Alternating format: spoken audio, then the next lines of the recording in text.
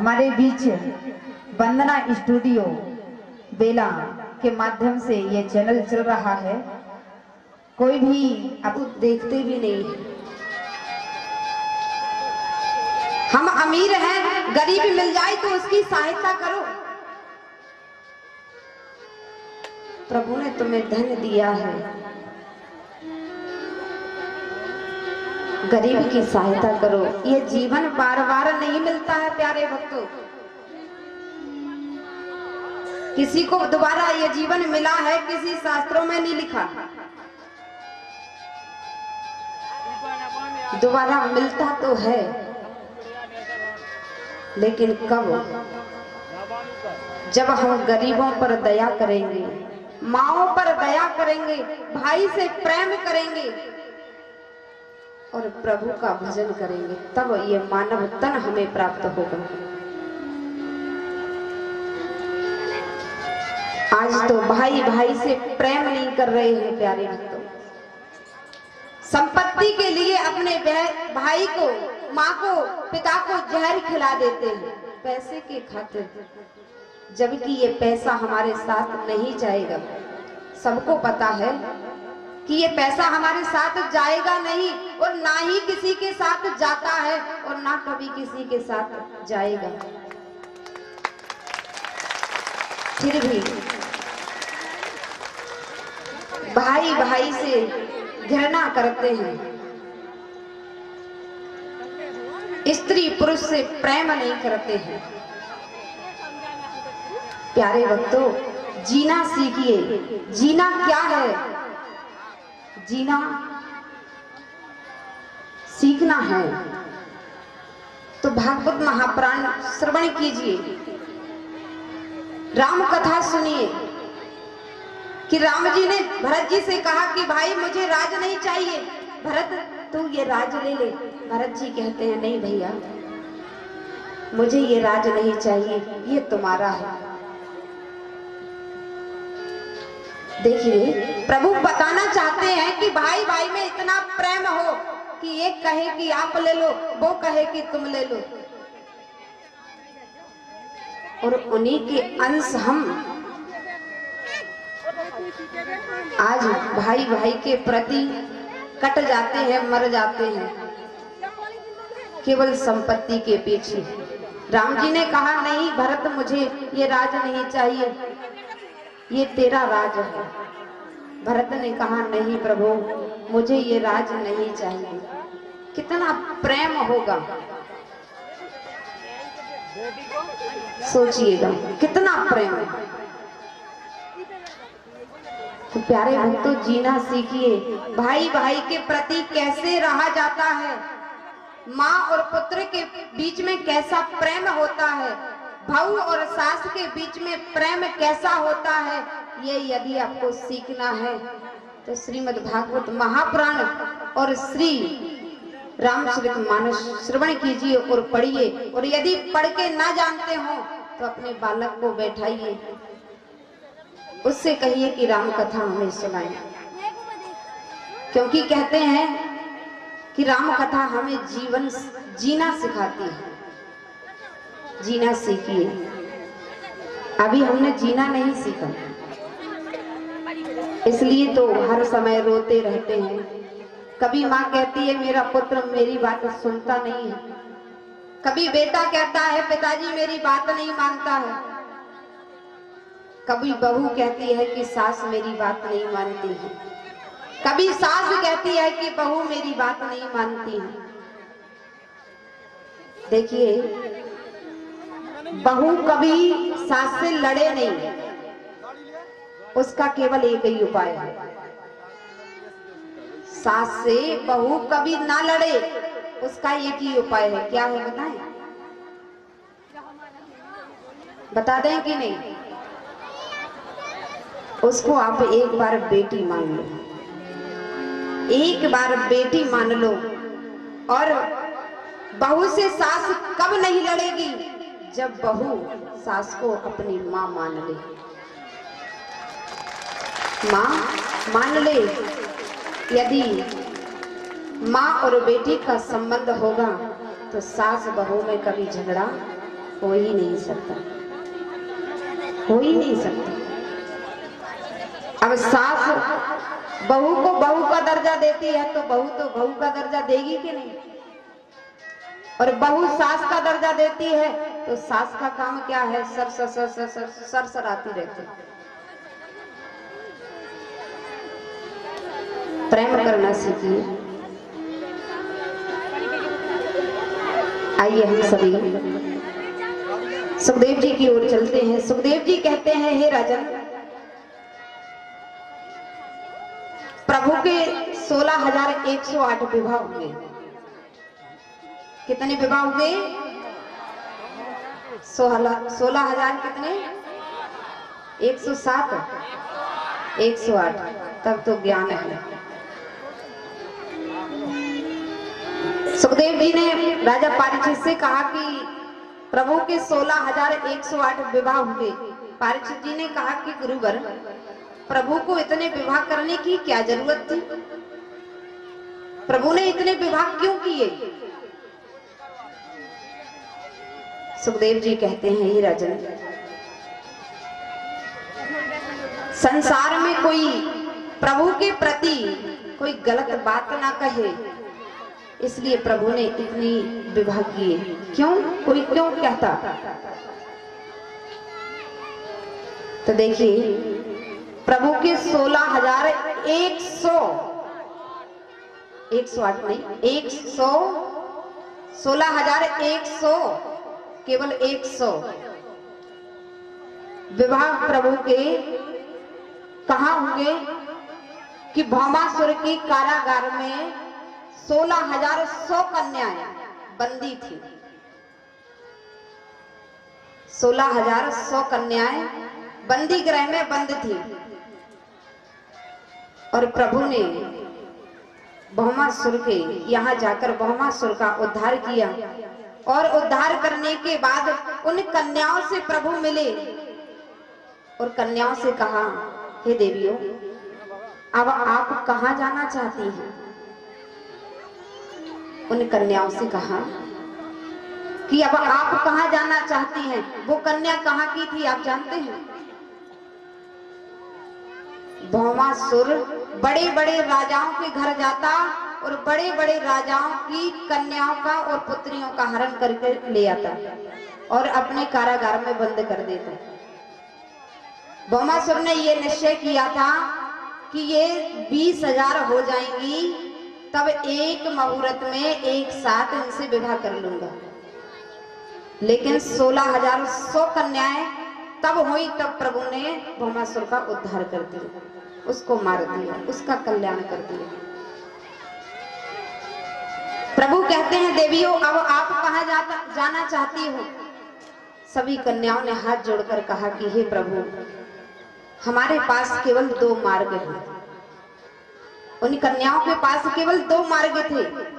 एक मार्ग ये था कि वो 16,100 कन्याएं गलत मार्ग पकड़कर गलत रास्ते पर चली जाती, और दूसरा मार्ग ये था कि वो 16,100 कन्याएं अपने आप की हत्या कर लेती। क्यों?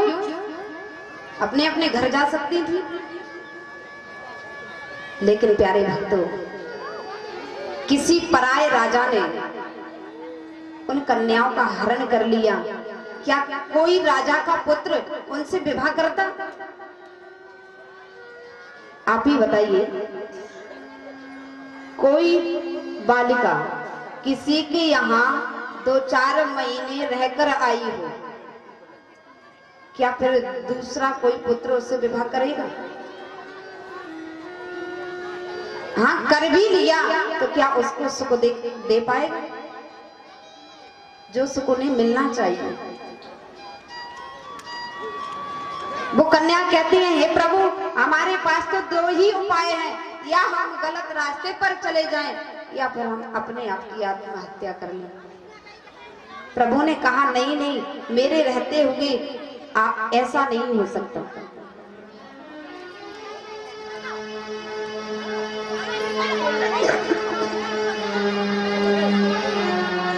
प्रभु ने कहा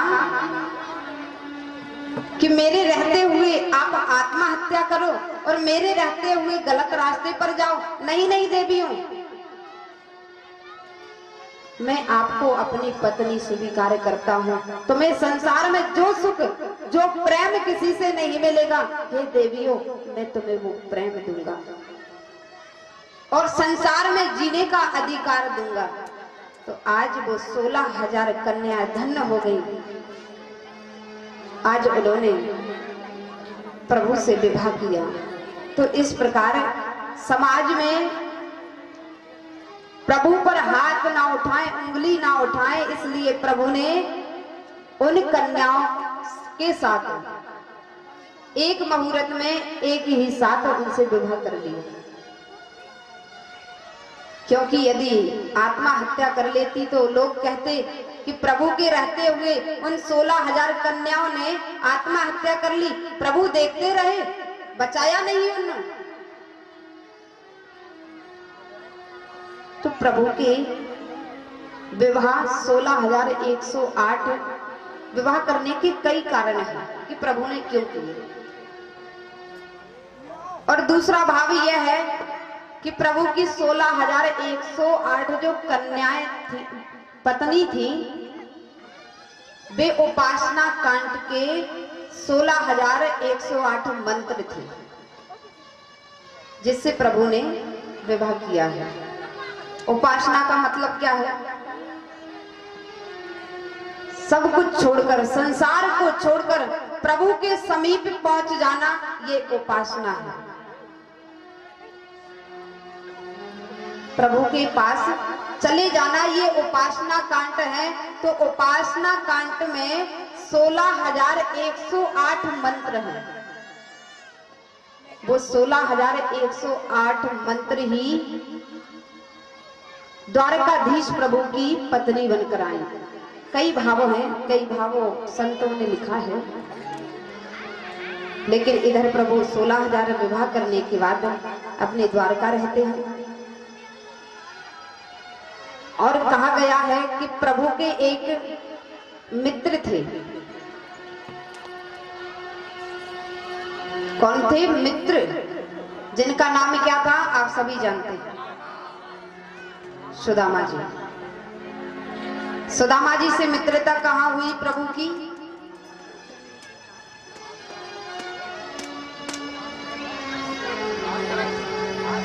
जोर से बोला करो, ऊंचा सुनाई देता है।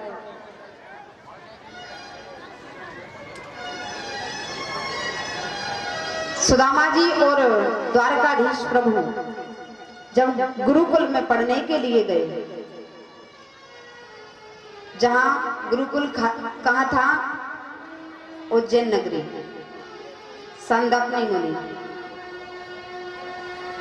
सुदामा जी और प्रभु की मित्रता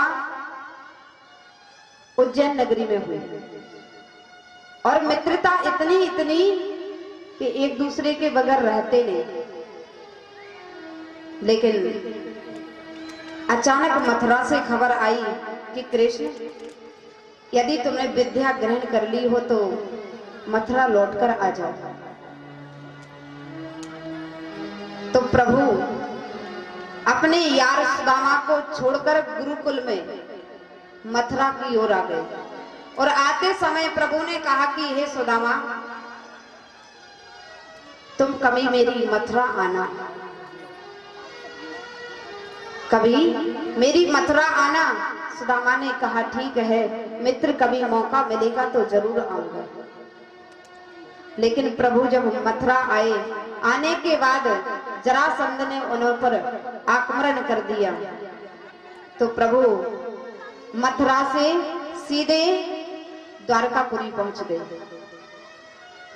इधर सुदामा भी अपने घर आए, सुदामापुरी।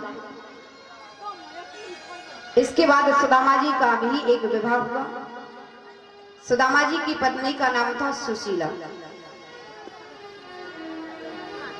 और कहते हैं शास्त्रों में कि सुदामा जी इतने गरीब थे, इतने गरीब कि उनके घर एक खाने के लिए अन्न का दाना नहीं रहता था। इतनी गरीबी, 4 बच्चे थे, खाने के लिए कुछ नहीं रहता। सुदामा जी की पत्नी कटे हुए खेतों में जाती, जो अन्न के दाने पड़े रहते हैं उनको बीन कर लाती और अपने पुत्र और अपने स्वामी को खिलाती। एक दिन सुदामा जी की पत्नी ने इस तरह अपने पति को देखा कि पति के तन पर एक भी सावत कपड़ा नहीं है। देखो, पत्नी हर प्रकार से पति की हर चीज सहन कर सकती है, लेकिन पति के तन पर कोई वस्त्र ना हो तो स्त्री को बर्दाश्त नहीं होता है। जो गृह लक्ष्मी है, जो लक्ष्मी है, जो धर्म पत्नी है, जो सती है, पति को इस तरह हालत में देख नहीं सकती। सुशीला ने कहा, हे स्वामी, हमारे घर इतनी गरीबी है, हमारे बच्चे भूखे रहते हैं। हे स्वामी, आपके मित्र, आपके यार श्री कृष्ण द्वारका के राजा हैं, आप उनसे मिलकर आइए, वो कुछ हमारी सहायता कर दें। सुदामा ने कहा, अरे देवी, तू कैसी बातें करती है? मेरे यार से मैं कुछ मांगने जाऊं, ये तो जीवन में सोचना भी मत। मैं मित्र से कभी कुछ मांग ही नहीं सकता। वो मेरा लंगोटी यार है, मैं उससे कुछ नहीं मांग सकता। देवी, मेरे जीवन में जैसी परिस्थिति आएंगी मैं उसका सामना करूंगा, पर मित्र के द्वार पर कभी कुछ मांगने नहीं जाऊंगा। सुदामा जी की पत्नी ने सोचा कि ये तो जाएंगे नहीं, और हमारी गरीबी कैसे मिटेगी। एक दिन सुदामा की पत्नी सुदामा जी के चरणों में बैठ गई और बोली, हे स्वामी, आप अपने मित्र से मिलकर आओ, उनसे कुछ मत कहना कि मेरे जीवन में इतनी गरीबी है। आप तो केवल उनसे मिलने तो केवल जा सकते हो ना, कुछ लेने नहीं जा सकते, तो उनसे मिलकर तो आ सकते हो ना। सुदामा जी ने कहा, देवी, मिलने तो जा सकता हूं, लेकिन देवी, हमारे घर कुछ है नहीं है, अन्न का दाना नहीं है। और देवी, जब मित्र से और गुरुदेव से मिलने जाओ तो कुछ मित्र के लिए लेकर जाओ, मित्र के लिए कुछ लेकर जाओ, खाली हाथ ना जाओ। गुरु आश्रम में जाओ तो कुछ ना कुछ लेकर जाओ, खाली हाथ ना जाओ। हे देवी, इतनी गरीबी है कि ले जाने के लिए कुछ नहीं है। सुदामा की पत्नी ने कहा कि हे स्वामी, आप चिंता ना करें, मैं अभी व्यवस्था करती हूँ। आप स्नान करके आइए, आप तैयारी करिए मिलने की, मैं व्यवस्था करती हूँ कुछ देने की। सुदामा की पत्नी 5 घरों में गई, 5 घरों से 5 मुट्ठी चावल भिक्षा में लेकर आई, 5 मुट्ठी चावल भिक्षा में लेकर आई। सुखदेव जी से राजा परीक्षित जी कहते हैं कि हे गुरुवर, सुदामा जी की पत्नी 5 घरों से 5 मुट्ठी चावल लेकर क्यों आई? एक ही लेकर आती, इतना ही बहुत था प्रभु के लिए तो। लेकिन सुखदेव जी कहते हैं कि हे राजन, सुदामा जी की पत्नी जानती है कि मेरे स्वामी जब द्वारकाधीश से मिलेंगे और द्वारकाधीश पूछेंगे कि हे सुदामा, ओ मेरे यार, तुम कैसे हो, तो मेरे स्वामी उनसे केवल एक ही बात कहेंगे कि हे श्री कृष्ण, मैं इतना आनंदित हूँ, इतना प्रसन्न हूँ, और इतनी मेरी आत्मा को शांति मिलती है जो संसार में किसी को नहीं मिलती। सुदामा जी की पत्नी सोचती हैं ये कुछ कहने वाले नहीं है, इसलिए सुदामा की पत्नी ने 5 प्रकार के चावल रखे। शायद प्रभु जी चावल देखेंगे तो सोचेंगे कि सुदामा के घर का एक भी चावल नहीं है।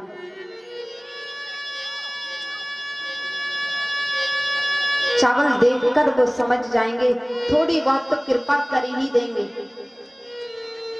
और वो चावल भी ऐसी पोटली में बांधा, ऐसे कपड़े में बांधा जो कई जगहों से फटा हुआ था।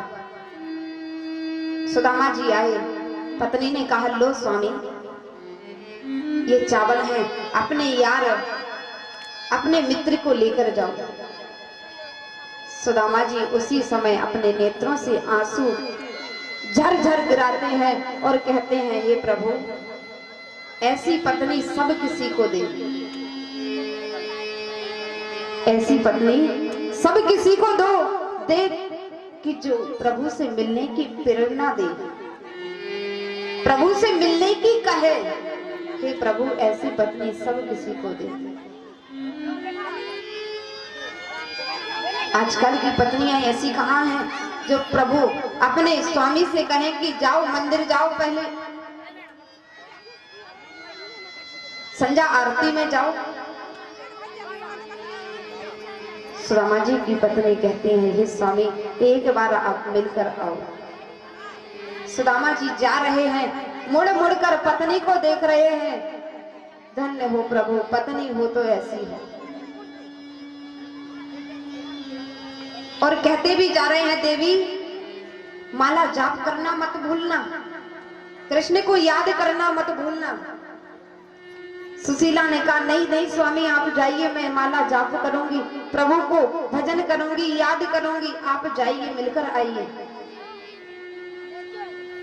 सुदामा जी नंगे पैर जा रहे हैं द्वारकापुरी, नंगे पैर जा रहे हैं।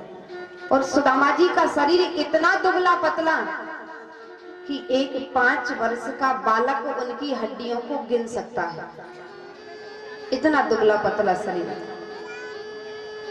लेकिन जब मिलने सुदामा जा रहे हैं, एक ही आशा है, मेरा लंगोटी यार मिलेगा, मुझसे गले लगेगा। ये मन में प्रसन्नता के कारण सुदामा जी पैदल जा रहे हैं, झूमते हुए, नाचते हुए कि आज मेरा सुदामा से मेरा मित्र श्री कृष्ण मिलेगा। ये मन में भाव लेते हुए सुदामा जी जा रहे हैं। 1 महीना हुआ, 2 महीने हुए, चलते चलते पैदल, लेकिन द्वारकापुरी नहीं आई। आशा है मन में, मेरा यार मिलेगा। तमन्ना है मेरे दिल में कि मेरा लंगोटी यार मिलेगा। 1 महीना हुआ पैदल चलते चलते, 2 हुए, 3 हुए, 4 हुए, 5 हुए, 6वां महीना पैदल चलते चलते हो गया सुदामा को, लेकिन द्वारकापुरी नहीं आई। सुदामा जी एक नदी के किनारे बैठ गए और कहने लगे, हे कन्हैया, मुझे तुझसे नाती पोता धन संपत्ति कुछ नहीं चाहिए, मुझे तो केवल तेरे दर्शन चाहिए। हे प्रभु, तेरी द्वारका कहाँ है? अभी तक तो नहीं आई। तो आइए सुदामा जी के शब्दों में